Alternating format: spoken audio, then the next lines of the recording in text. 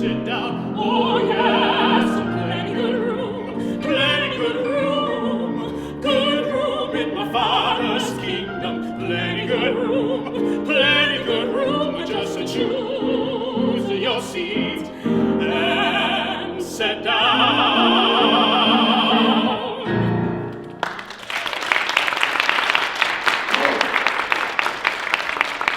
Thank you, everybody. Thank you so much for coming today. Good afternoon. My name is Seth. Welcome to Virginia Opera. We're excited to tell you a story in words and music. Singing today is Stephen, who's a tenor, the highest male vocal range. And joining him is Simone, a soprano, which is the highest female vocal range. The piece we just played for you is called, and I doubt this will come as a surprise to any of you, Plenty Good Room. It was arranged by one of the greatest artists of the 20th century, the tenor Roland Hayes. Roland Hayes plays a special place in American history. He was one of the first African-American artists to have a successful career in classical music. During his time, black artists were expected to sing jazz, and only jazz, such as...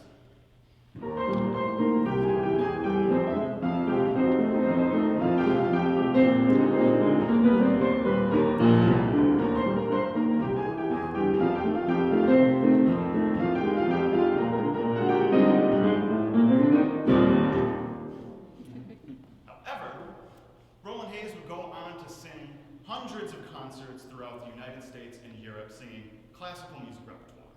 In addition to that, he also popularized the spiritual when it was unknown in many parts of the world, such as...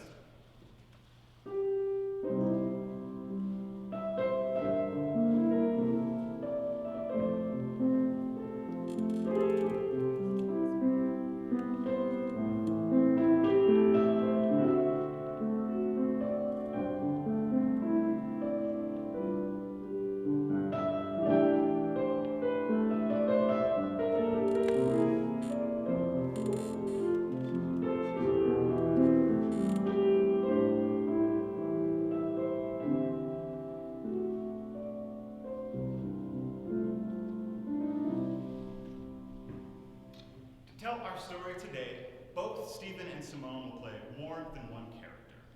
We begin in November of 1947, late in Roland's career, on his home and his farm in Massachusetts. Sit back and enjoy the Roland Hayes story, A Life in Song.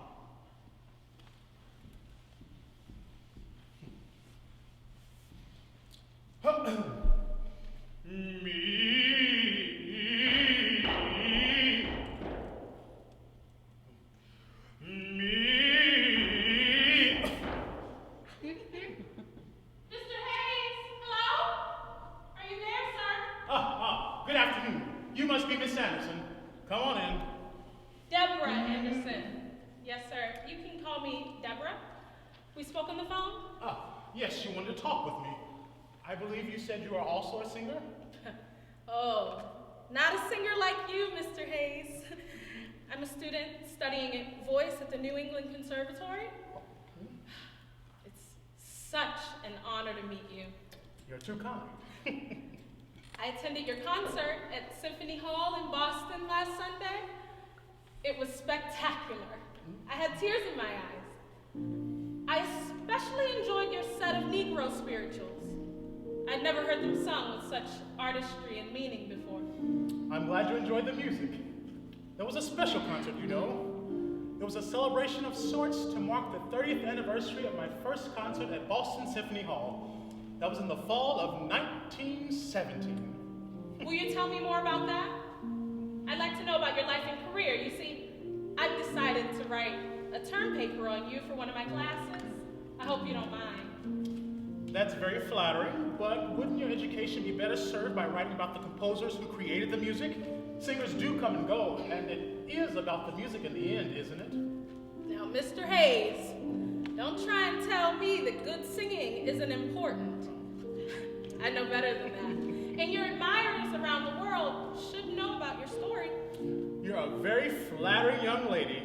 Well, just in case there's at least one person who remembers me, I will tell you about that first concert at Symphony Hall. But if you don't mind, I must correct you.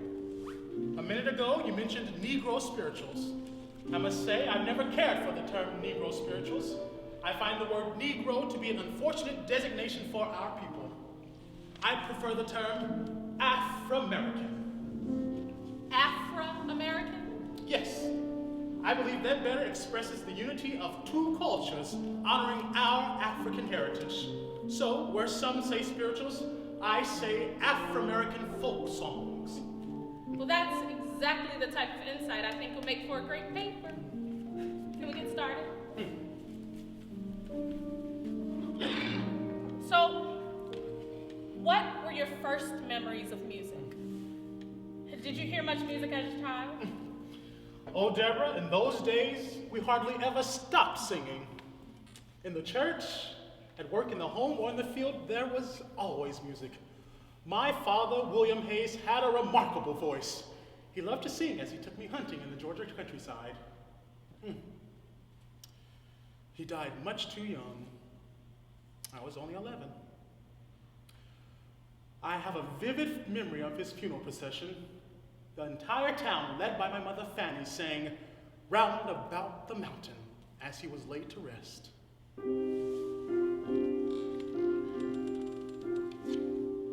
Round about the mountain, round about the mountain,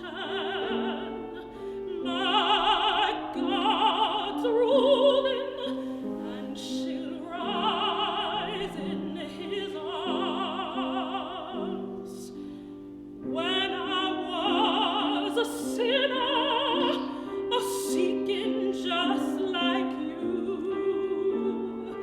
I went down in the valley and I prayed till I come through. You hypocrite, you concubine, you're placed amongst the swine. You go to God with your lips and tongue, but you leave your heart behind. The Lord loves the sinner. The Lord loves the sinner man. The Lord loves the sinner, and she'll rise in his arms. Gone around the mountain, there I'll take my stand. I heard the voice of Jesus. Thank God he's in this land. The Lord loves the sinner. The Lord loves the sinner man. The Lord loves the sinner, and she'll rise.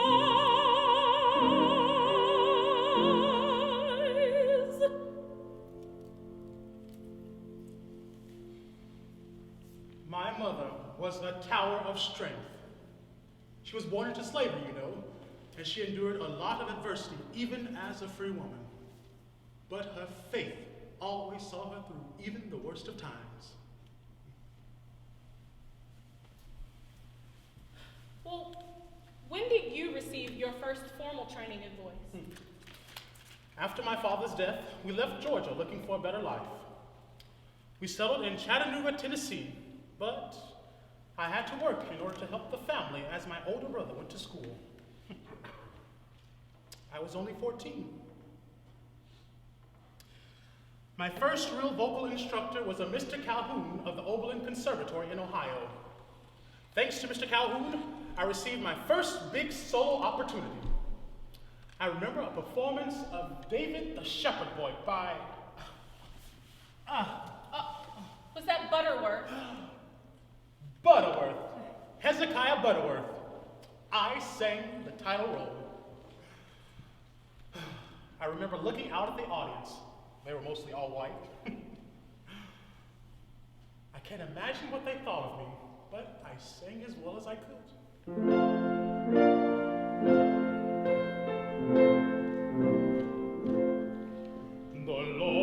shepherd is, my wants he will supply.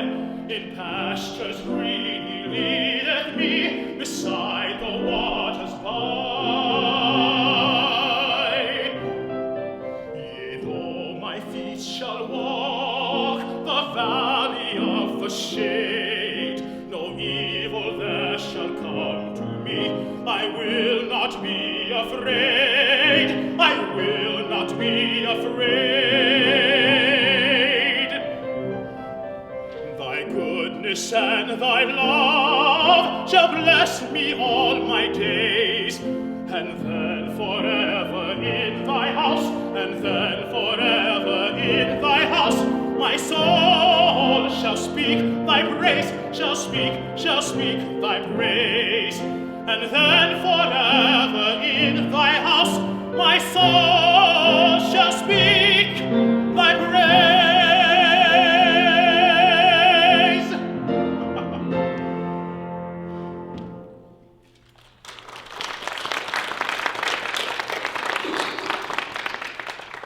My singing caused something of sensation around Chattanooga. Mr. Calhoun took my mother aside to discuss my future, but I'm afraid his words fell on deaf ears.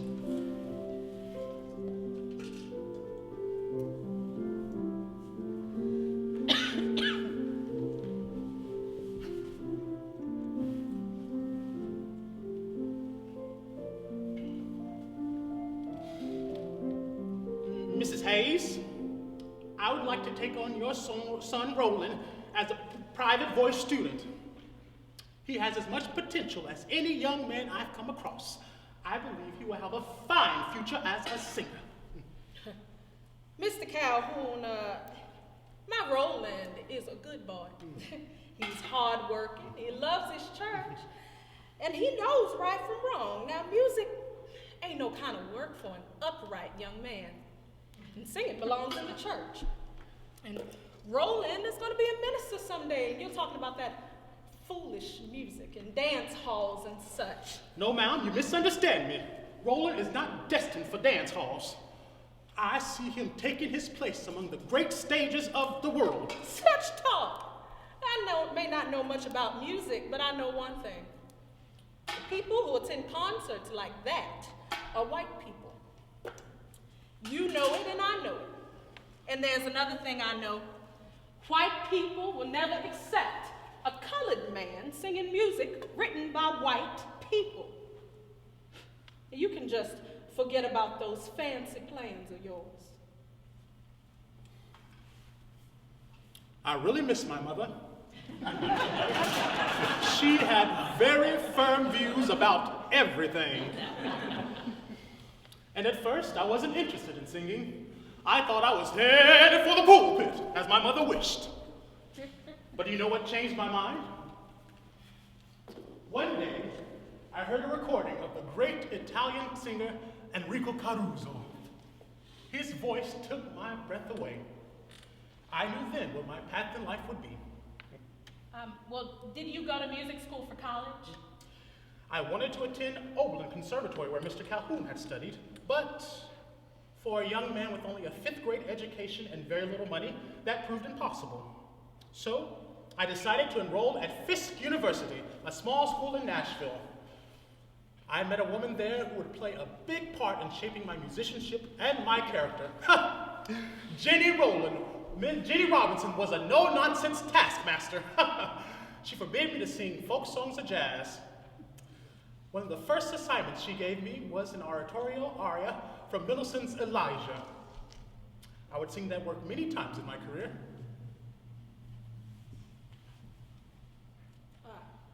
Here's a new solo to learn, Mr. Hayes. Let me demonstrate it for you. Then shall the Miss Robinson, do you mind if I try? You're feeling very confident about singing at sight.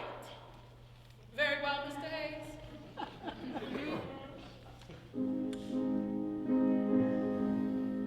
Then shall the righteous shine forth as the sun in the heavenly Father's realm.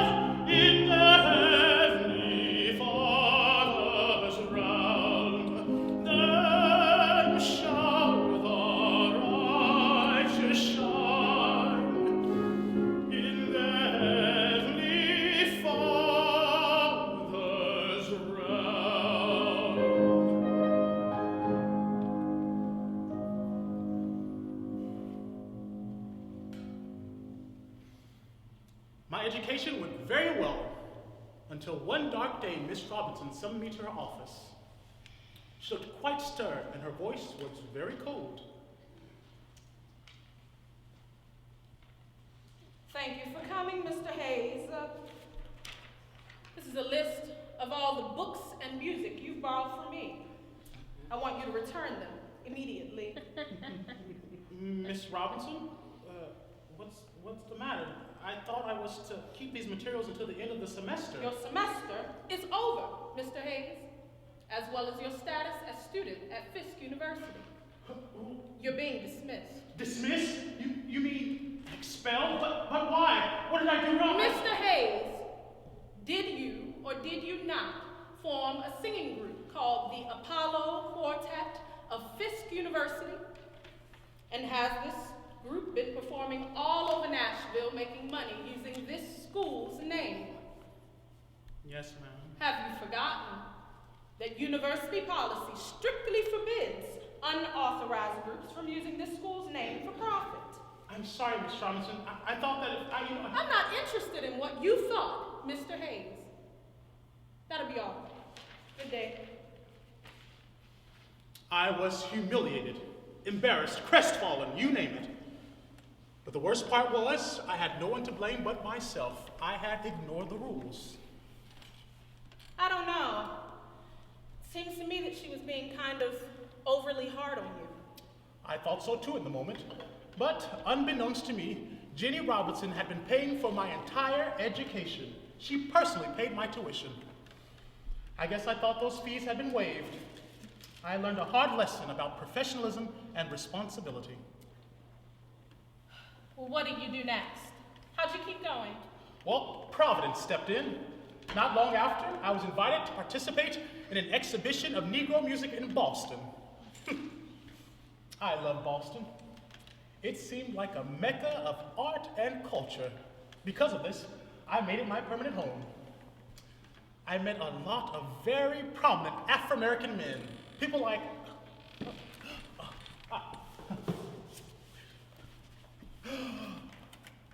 composer Harry Burleigh, author and activist W.E.B. Du Bois,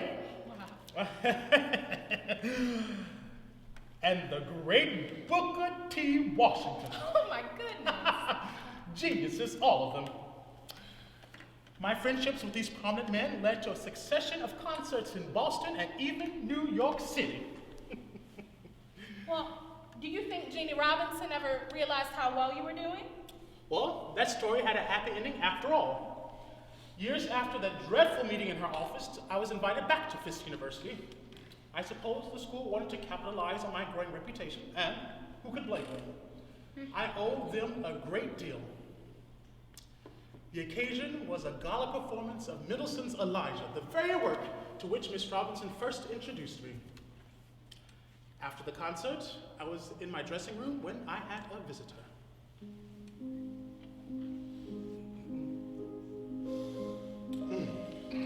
Mr. Hayes, may I come in, please?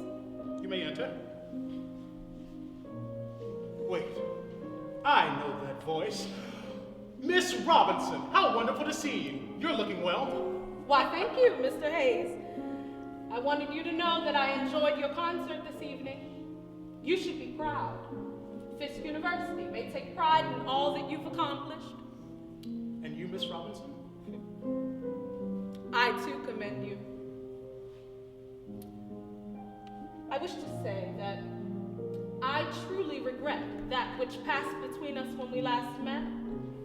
Those circumstances were unfortunate, and I'd like to propose that you and I, to use the expression, bury the hatchet and reconcile. My dear Miss Robinson, you may bury your hatchet, but I have no hatchet to bury. I'm very grateful for all you've taught me. Miss Robinson was a great lady. Years later, upon her death, I learned she had willed all her teaching materials to me.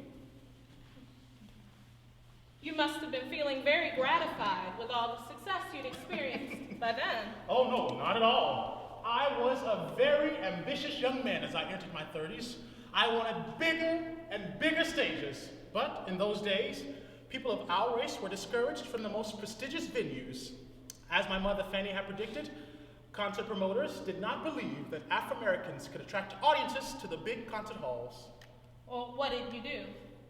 I decided to prove them all wrong. Now we arrived at the concert at Boston Symphony Hall that happened 30 years ago last Sunday. I marched straight into that Symphony Hall office and said, "My name is Roland Hayes, and I would like to rent this fine venue for a voice recital presented by myself and some esteemed colleagues." It cost a down payment of $400. I'd have to become my own manager. Somehow I'd have to sell all those tickets because, as you know, it is a great hall. It seats more than 2,600 people. And you did this all by yourself? Well, I decided I would need some help, so I hired a secretary to help me in the process. The search for patrons had begun. Oh.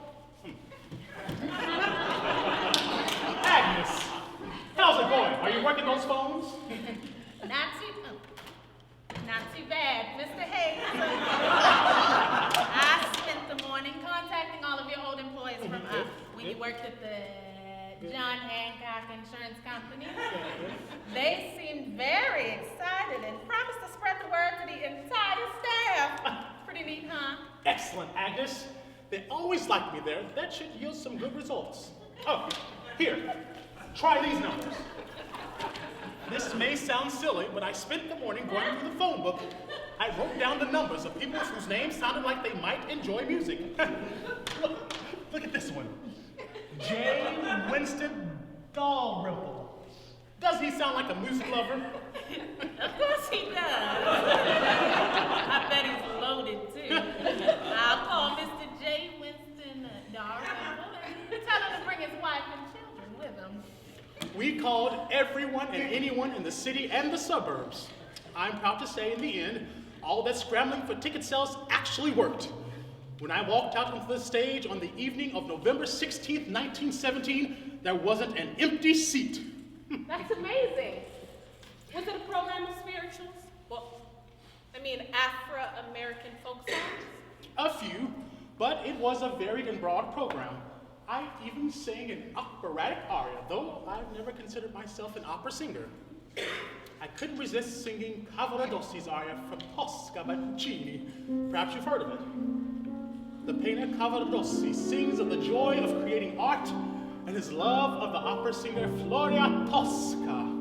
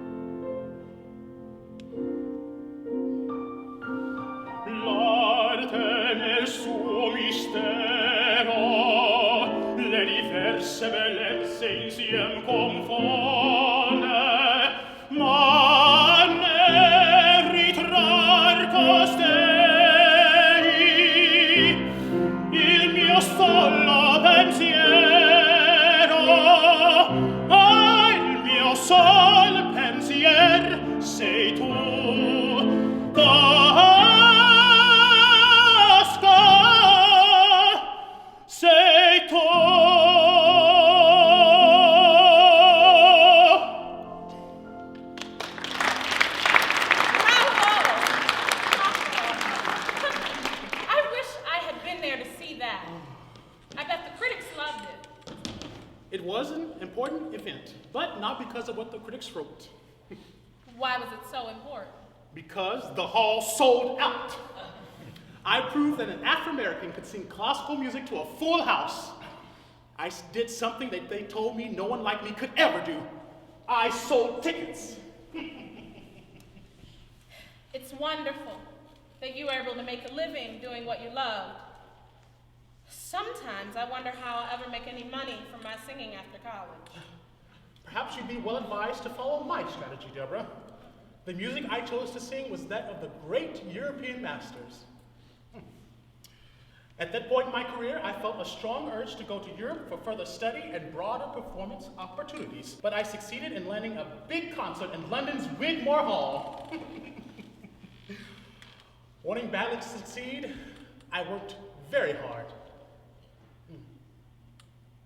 Too hard, in fact. I exhausted myself and fell ill. On the day of the concert, I had a fever. I felt as weak as a kitten. What a disaster. Did you have to cancel? Oh no, I couldn't cancel. I feared it might be my only chance. I dragged myself to the hall feeling very unsteady on my feet. I had to hold on to the piano in order to sing. But a miracle happened that night. It was as though the very act of singing healed me and restored my strength. By the time I sang Gabriel Fauré's After a Dream, Après un rêve, I felt completely normal.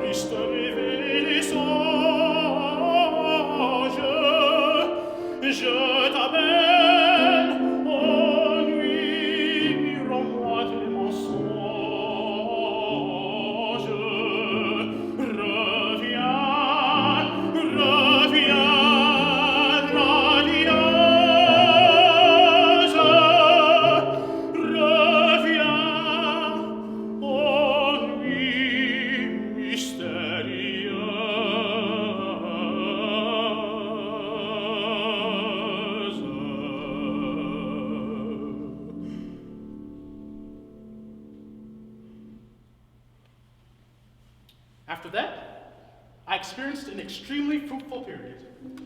I demanded large fees, and well, I got them. After a handful of years, I went from $150 per concert to $500, even $1,000 per concert. Oh my goodness. That was a lot of money in those days. Was your mother proud? My mother didn't care for music, didn't care about money. She tolerated the idea of her son earning a living as a singer, but she did her best to keep me humble and proud. And then in 1923 came the day I dreaded. A telegram arrived to inform me that she had passed on, and there I was, an ocean away from her in her last moments. All her wisdom came flooding back to me. I remembered the folk song she taught me as a boy. Mama, what's that song you've been humming all morning? Oh, Roland, didn't I ever teach you that song? It's called Sit Down, Child, You're Tired. It's about an old woman of 80 years, rose up from slavery, worked hard, and raised a family. When she feels it in her bones, it's time to go home to heaven, a company of angels surrounds her and says, sit down, child, you're tired. Goes something like this.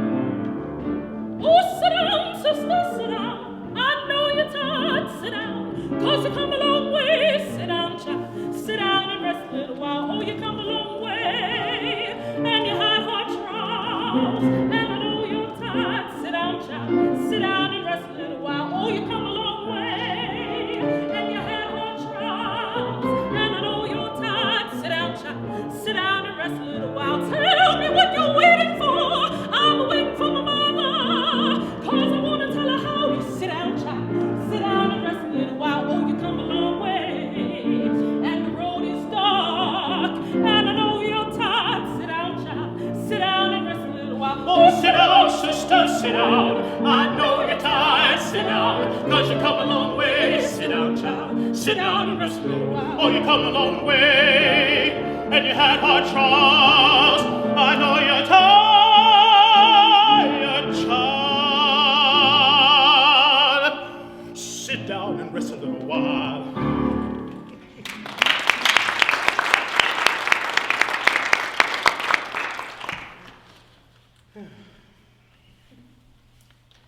It surprises me that people in Europe were so free of racial prejudice.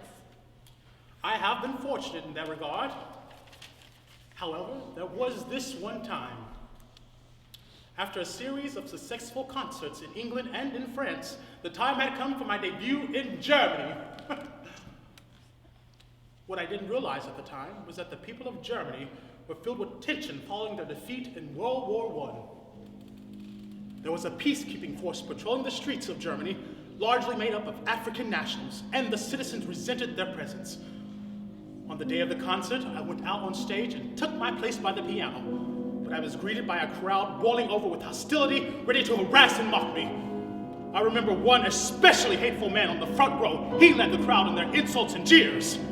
Get off the stage! What are you doing here? You think you can sing German music in our city? You dare sing Beethoven, Brahms, Schubert, and Wolf?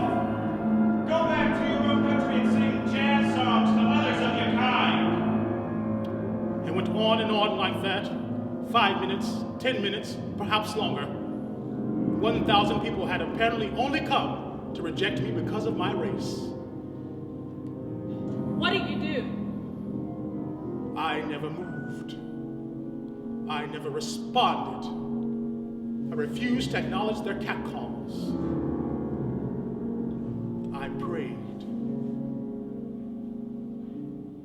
And then the silence died down, and the crowd went completely silent. I think they were curious to see what I would do. And then I turned to the pianist and signaled for him to begin the first selection. Looking back, I couldn't have chosen a better song. It was Franz Schubert's sublime masterpiece, Du bist die Ruhe. You are peace. And I had them, and they were listening.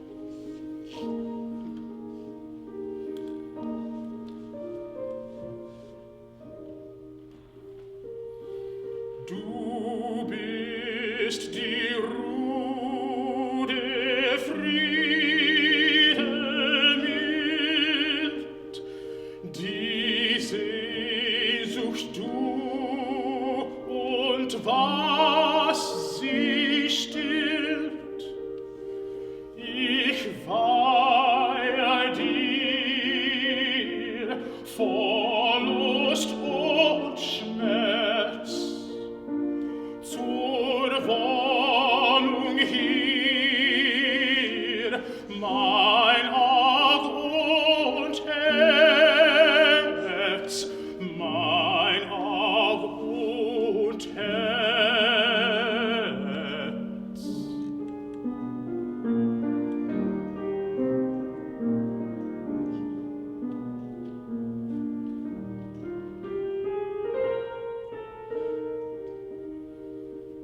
Dies Augenzelt von deinem Glanz allein erhellt.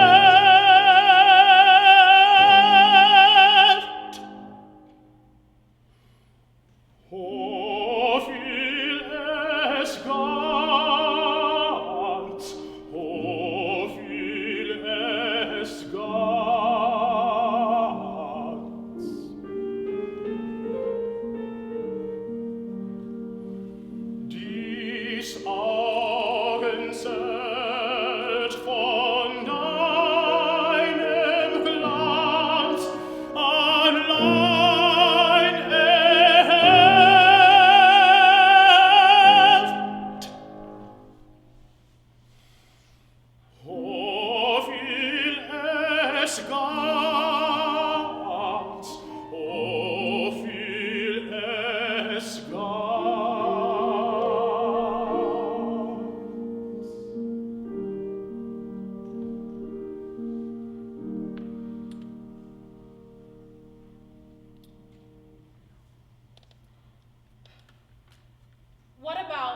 in America. Was there no resistance here? In the United States, I encountered a different sort of racial controversy, ironically from our own people. Our people.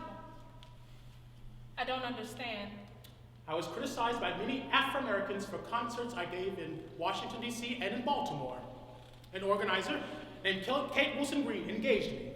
She promised that the audiences would be fully integrated. But in Washington, there were only a few token blacks in the hall. Afterwards, the press asked me to comment on matters of race, but I held my tongue. Imagine my surprise when my arrival in Baltimore was greeted by a crowd shouting at me and calling me names like Uncle Tom and Jim Crow Roland. That evening, prior to the concert, Kate Wilson Green came backstage in something of a panic. Oh, Roland! Roland, it's awful! My phone has been ringing off the hook all day with church pastors and newspaper reporters all accusing me of discrimination. I thought you'd cancel. I probably should cancel. You promised me fully integrated audiences, but you have not delivered them. I don't know what I'm doing here. My inclination is to go back to my hotel. My reputation is at stake. People of my own race spat on me as I entered the building just now. Roland, you mustn't cancel. I'm begging you to sing. It's not just a question of the money I've already paid you. It's that the theater stands to lose thousands if you cancel. It could mean disaster for the arts in this city. After deliberating for an hour, I decided to take the stage. I looked out at a room full of mostly white faces, and I spoke to them. I find myself in trying circumstances this evening. I may not finish this concert. And if I don't, I think all of you will understand the reason. And then I sang a folk song that seemed just right for the occasion.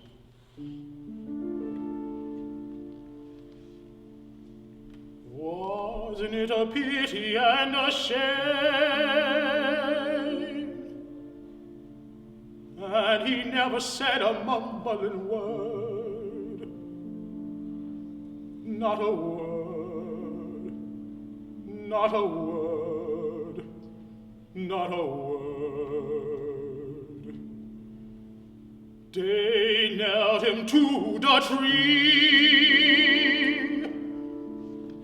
and he never said a mumbling word. Not a word. Not a word. Not a word.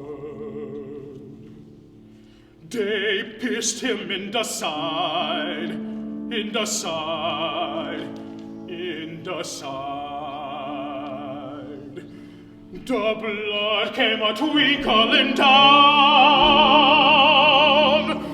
and he never said a mumbling word. Not a word. Not a word. Not a word.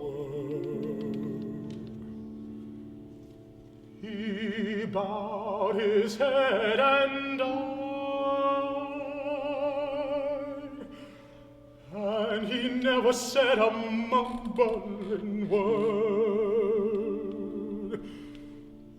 Not a word. Not a word. Not a word.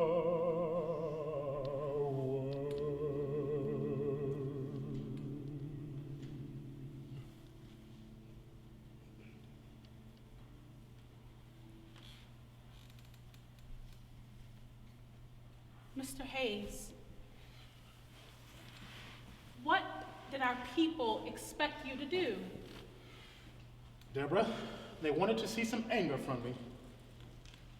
They wanted me to raise a ruckus. They wanted me to protest discrimination at the top of my lungs.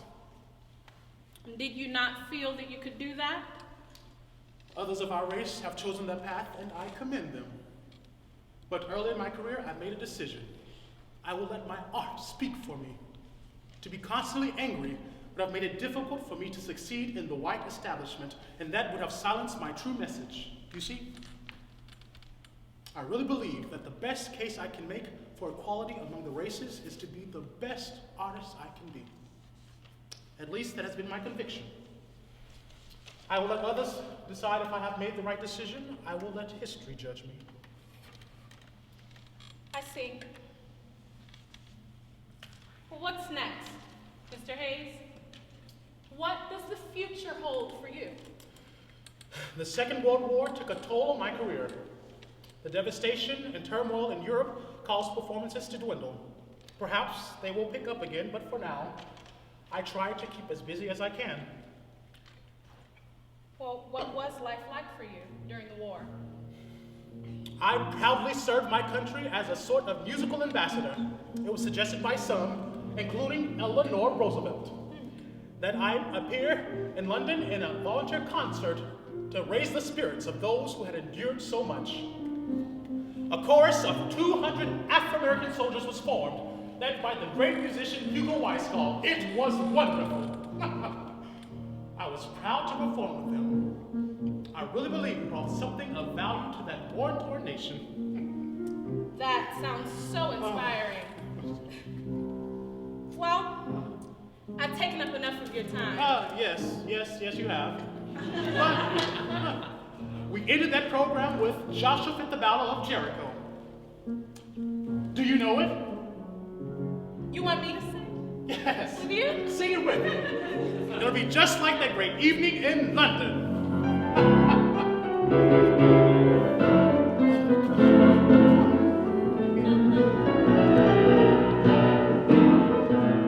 Joshua fit the battle of Jericho, Jericho, Jericho. Joshua fit the battle of Jericho, and the walls came tumbling down. Joshua fit the battle of Jericho, Jericho, Jericho. Joshua fit the battle of Jericho, and the walls came tumbling down. You may talk about the king of Gideon, you may talk about the man of Saul. There's none like good old Joshua in the battle of Jericho. Up to the walls of Jericho, he marched with spear in hand. Go blow them horns, old Joshua cried, 'cause the battle lamb in my hand. Then the loud ramsey horns begin to blow, and the trumpets begin to sound. Oh, Joshua commanded the children to shout. And the walls came tumbling down. Joshua fit the battle of Jericho, Jericho, Jericho. Joshua fit the battle of Jericho, and the walls came tumbling, and the walls came tumbling, and the walls came tumbling.